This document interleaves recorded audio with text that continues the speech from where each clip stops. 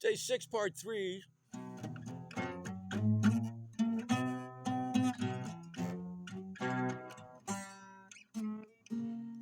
And I say soon as in like real soon, next 3 years.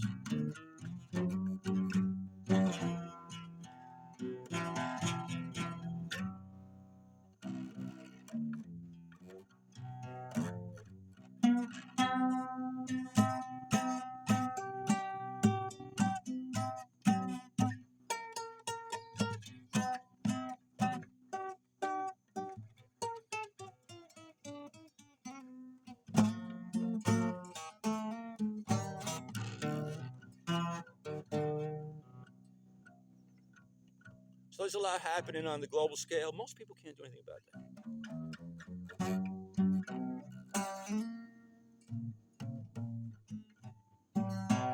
You have to trust people to do their job.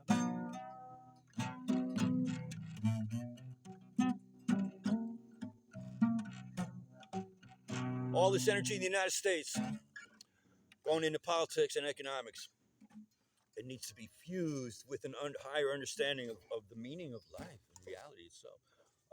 Theoretically, Christian businesses are supposed to be about that.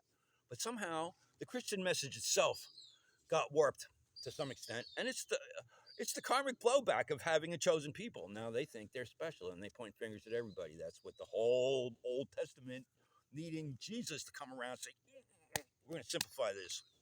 Love your neighbor as yourself. Your God. Bam. That's all it takes. What does that really mean? Yeah, now you got to go into depth on how that works and what does it mean. But one thing it means is you don't get to point fingers at what you don't understand. You don't get to hate on what you don't understand. And the Christians did that for a long time. Basically, every so-called chosen, not everyone's, Buddhists are very,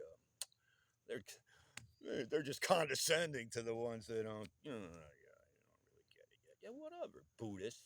You don't really get it yet if you're not having a good time. All this serious, somber Buddhism, good God, man.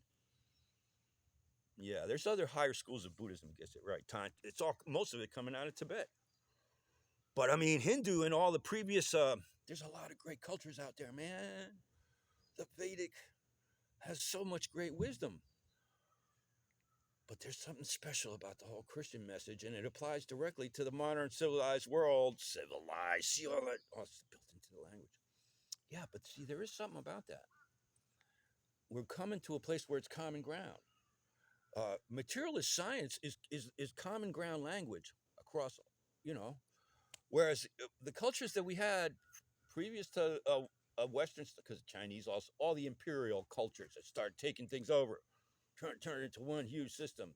It got impersonal, it got cold-blooded, it got power grabby, it got jealous, it got mean, it got underhanded. That's where ulterior motives come from. Didn't happen in the beginning, Gnostics. Where would Sophia get off being weird about?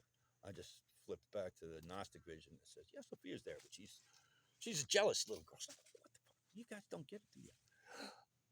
I love Gnostics, except for when they start thinking they know everything. Hey, Mike, don't you think you know everything? Man, because I got an open mind. I'm still finding out new stuff all the time. That's what science does for everybody. Material plane, nobody knows how that works. We have to study it. And every previous culture thought they knew based on their spirit understanding, and it turns out they only know so much. And other things they don't maybe know as much. Our own culture's gone overboard and like, we got to prove that you even exist. You need a study to find out that if you smile, you might be happier. You need a study to do that? Look, smile, you'll be happier. Just try it. You'll like it. Nevertheless, it is complicated to inhabit this collective of infinite souls. 8 billion represents infinity. If we could have a planet where each of us has actual rights and actual gets to the source of our nourishment wholesomely, and then we could each have, and we could have.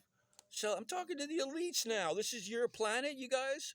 You guys say that you're in control of this planet. This is what I'm telling everybody else. They're not in control of this planet. Nobody chooses